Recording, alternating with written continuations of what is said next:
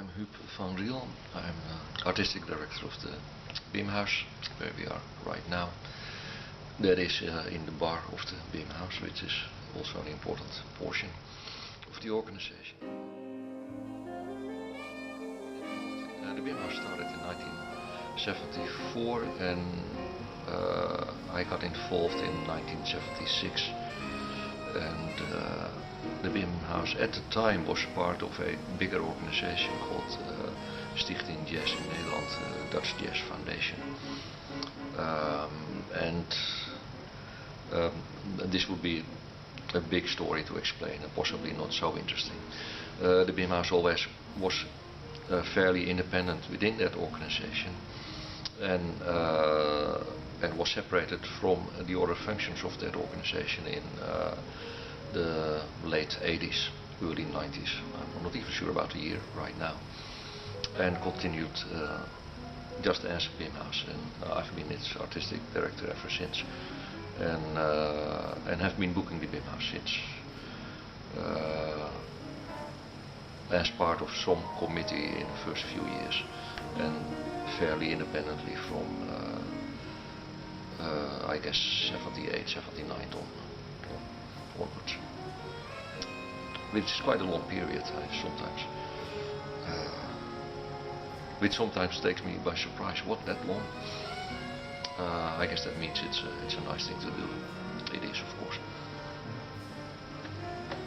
From the origin of the Bimhuis, that was started by musicians in the mid-70s to have their own venue, but this was not limited to the music of the initiators, being very much from the, at that time, new music scene, including Micha Mengelberg, Willem Breuker, Willem van Manen, Arjen Gorter. The organization was started in cooperation with Musicians Association, BIM, Association for Improvising Musicians. That also included more mainstreamish musicians, bebop-based musicians. And from day one, the program was this brew of all sorts of jazz and contemporary improvised. So it's simply part of the history. We continue that to this day, including all sorts of the horror world music and other musics that are very hard to define.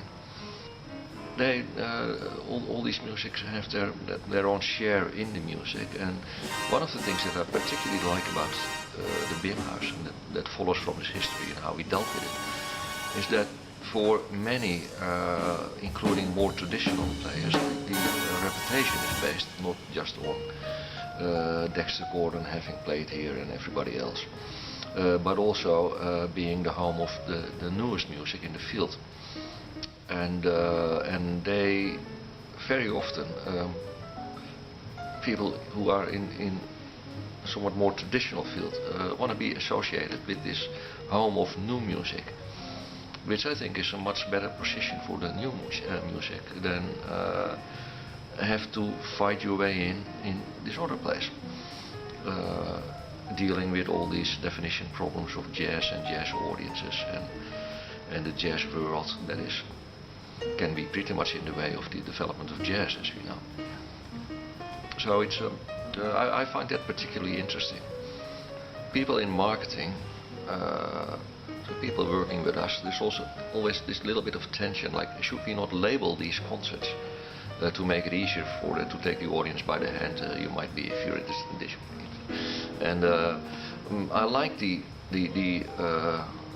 approach that is used everywhere these days. Like if you like this, you might like this, if it's dealt with in a smart way. But I don't like it applied, especially in this place, considering what we just spoke about, to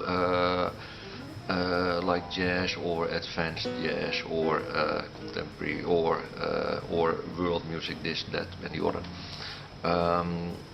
So you have to find a balance to sort of say something about the music and find an audience without defining it too exactly and exclude everything else from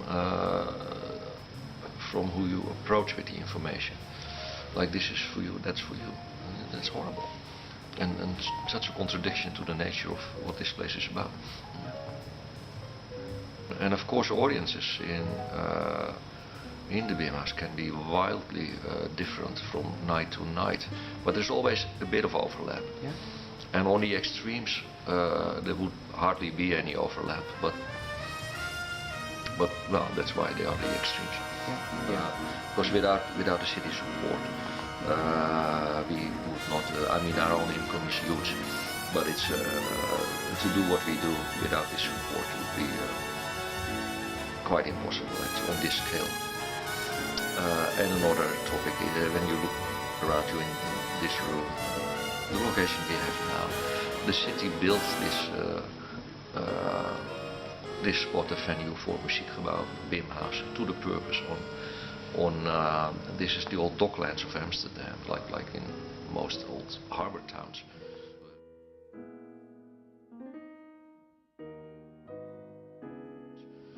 We have been digitalizing all we have that is on acceptable quality, and we'll be looking in the near future into possibilities of having that available online, which of course is entirely depending on musicians' consent.